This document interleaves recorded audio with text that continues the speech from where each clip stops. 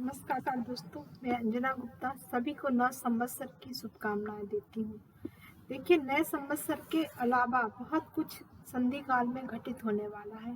संधि काल ऐसे कह सकते हैं जबकि संवत्सर शुरू होता है, वहीं से चैत्र नवरात्रियां भी शुरू हो जाती हैं। तो नयम या नव या कह सकते हैं कि नई सृष्टि से संबंध होता है। इसको हम लोग समझ सकते हैं कि के इसको ऊषा से जोड़ा गया है। सृष्टि का स्रोत अव्यक्त है और इसे मिलाकर सृष्टि ने 10 स्तर तय किए हैं। 10 स्तर में 10 होता है, जिसे हम 10 रात्रि के नाम देते हैं। तैतीय ब्राह्मण में भी कहा है यज्ञ 10 होते हैं। विराट चीजी यज्ञ है और कह सकते हैं विराट के 10 अक्षर हैं। यह 10 अक्षरों में 10 जो होते हैं पाद होते हैं। इसमें हमें यज्ञ का अंत है जो 10वां दिन होता है। तो इस तरह नवरात्रि को बताया गया है। नवरात्रि को शतपथ ब्राह्मण में यह 10 रात्रि तक चलता है। उसमें देवों का यजन किया जाता है। पुरुष सूत्र में भी 15 ही है और देवों में पुरुष पशु से विश्व की सृष्टि का निर्माण की बात की गई है। तो इस तरह से हम इनको समझ सकते हैं। मुख्य नवरात्र तो 360 दिनों में 40 नवरात्र होते हैं। वह यज्ञ के वेद यजुर्वेद में 10 ग्रह बताए गए हैं। ग्रह यानी जो ग्रहण करे।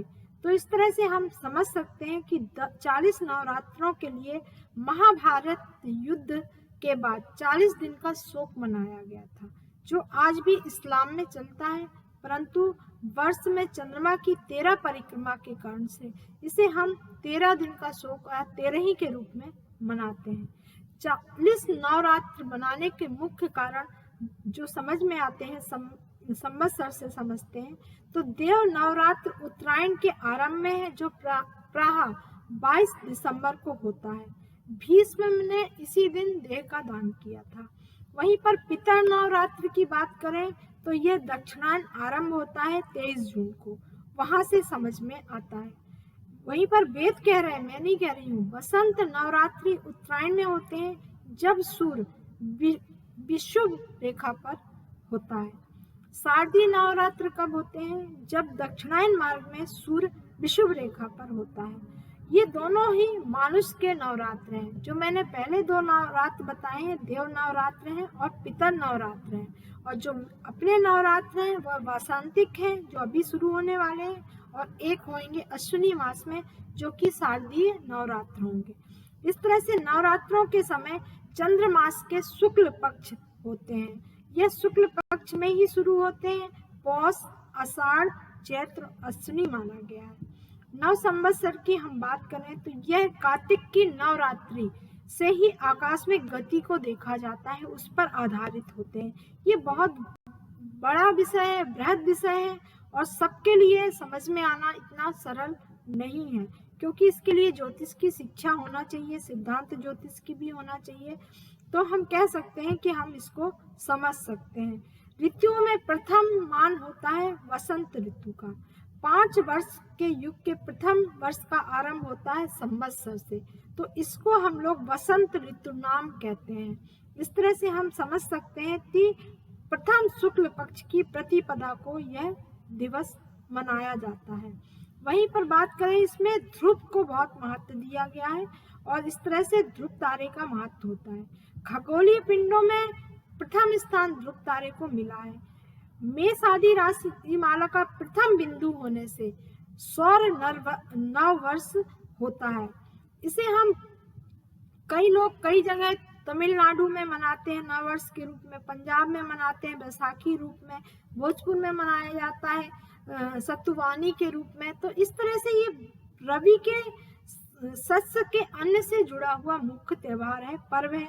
इसीलिए हम लोग इसमें जवारा बोते हैं, जौ, चना इत्यादि का इसमें लॉजिक होता है। यह सब चीजें युग आदि प्रतिपदा क्या थी, इस सबको समझना होगा। चंद्रमास का पहला दिन नव वर्ष चंद्र होता है, सौर पंचांग है। तो दोनों में क्या संबंध है, क्या समानता है, इसको भी समझना होगा। इस तरह से संवत्सर का बहुत बड़ा महत्व है।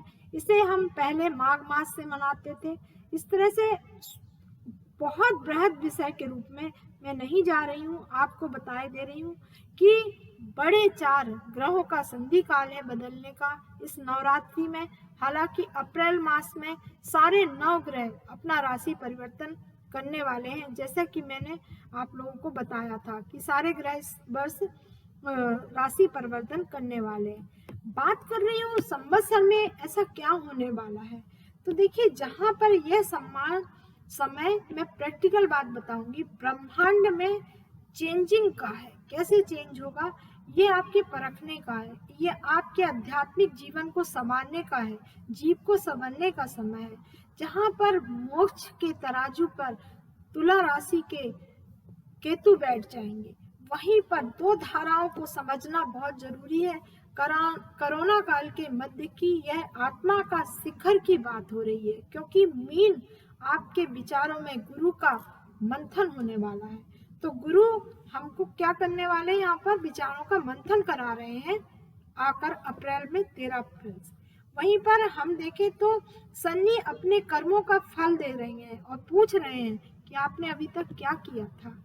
वहीं पर क्योंकि शनि कुंभ राशि में जाने वाले हैं 29 अप्रैल से, यहाँ पर अगर देखें तो मंगल की ऊर्जा, राहु आने वाले हैं, मंगल की ऊर्जा, राहु आज्ञा चक्र है, माथा है हमारा, यहाँ पर आके आपको कुछ चीजें चेंज करने के लिए आपको दिमाग देने वाले हैं, अपनी चीजों को समझाने वाले हैं। तो यह समय निश्चित ही प्रैक्टिकली है, बड़ा ही विलक्षण संदेश देने का समय है। तो ब्रह्मांड को संवारने और हमें मिलाने का या ब्रह्मांड को आपस में समझने का समय होगा। तो यह हो रहा निश्चित ही डेस्टिनी को समझने का है। और पूर्व पश्चिम 2 धाराएं मानते हैं, पूरब वाले पश्चिम वाले, इन दोनों को मिलने का समय समझ सकते हैं। दोनों का उद्गम स्थान और उनके मिलने का स्थान एक संजोग बनने वाला है। पश्चिम की दिशा शनि की है, लाभ की दिशा है। पश्चिम से लाभ होता है क्योंकि यहाँ पर पश्चिम की दिशा को लाभकारी इसलिए माना गया, कर्म प्रधान है। वहीं पर हम कहते हैं पूरब के लोग अध्यात्मवादी है। तो वहाँ के लोगों को, चूंकि मैं अमेरिका में देख रही हूँ तो मैं बता रही हूँ कि यहाँ पर कर्म को प्रधान पश्चिम में दिया है, वहीं पर पूरब में अध्यात्म को भाग्य के भरोसे छोड़ दिया गया। तो ये मिलन का समय है। तो पश्चिम से और पूरब का मिलन हो रहा है। तो कुंभ रूपी उद्योग जल के द्वारा, मीन के गुरु के द्वारा आपके यहाँ समुद्र में मंथन के रूप में लक्ष्मी आने के लिए या धनवंतरी कलश आने के लिए प्रकट हो रहा है। वहीं पर तुला के हमें केतु यह संवारने के लिए शुक्र रूपी तुला में, यानी गुरु का मिलन शुक्र से भी हो रहा है तुला के रूप में। तो इस तरह से विष्णु लक्ष्मी के रूप में यह समय हमको मिलने वाला है। तो हम उम्मीद करते हैं भारत सरकार से कि बहुत सारी अपेक्षा जो अभी तक रह गई थी वह अब सामने लाने का समय है, कर्म और धर्म को जोड़ने का समय है। मैं इसलिए कह रही हूँ कि आध्यात्मिक पक्ष बस से कुछ नहीं होगा, हमें कर्म तो करने होंगे। तो हमें कर्म को अध्यात्म से मिलन का समय समझकर कृष्ण रूपी कुरुक्षेत्र में प्रवेश की पताका जो फहराने वाली है, बस दिमाग रूपी ऊर्जा जो हमें राहु देने वाले हैं उसको कंट्रोल करना है, नियंत्रण करना है। क्योंकि हमें छल भी आ जाएगा तो कपट भी आ जाएगा। तो प्लस माइनस का यह युद्ध है, ऊर्जा के कंट्रोलिंग का युद्ध है। और कह सकते हैं समाज, देश, स्थान, व्यक्ति, सबको इसको संभालना है, तभी आपकी लक्ष्मी रूप में विष्णु के साथ में आपके पास आएंगी।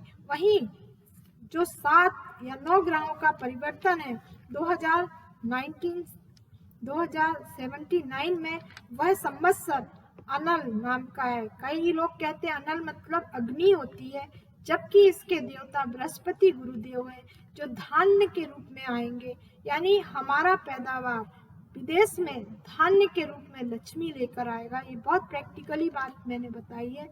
ये आधिपत्य अन्य रूपी लक्ष्मी भूलक्ष्मी से होगा। श्री लक्ष्मी तब आएंगी जब भूलक्ष्मी से हमें प्राप्ति श्री लक्ष्मी की होगी। तो इस संवत्सर में दोनों ही पड़ले जो कि हमने तुला के केतु के बताए हैं उसको हमें देखना होगा, समझना होगा। वहीं पर कुंभ रूपी शनि हमें देने वाले हैं बूंद बूंद में कर्म के अनुसार। वाहन घोड़ा होने से अश्व हाउ ग्रीव अवतार में भी इसे समझ सकते हैं, क्योंकि यह अवतार ज्ञान का कारक है, हमें शिक्षा देने के लिए, विदेश से एक शिक्षा नीति लाने के लिए, उसको फॉलो करने के लिए। सूर्य रूपी अश्विनी कुमार भी घोड़े ही रूप में है, तो औषधियों के रूप में, धन्वंतरी के रूप में हमें यह समझना है, करना है, और यह संवत्सर फल देगा।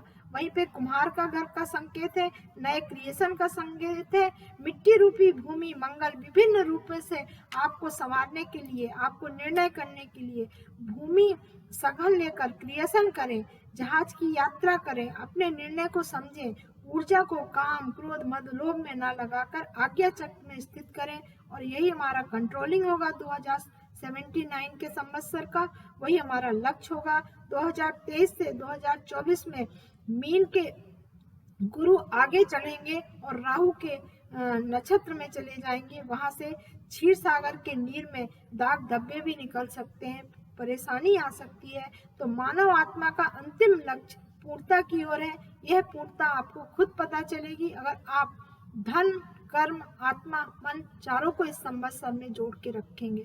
धन्यवाद। मेरा वीडियो पसंद आया हो, मैं अंजना गुप्ता, मेडिकल एस्ट्रोलॉजर।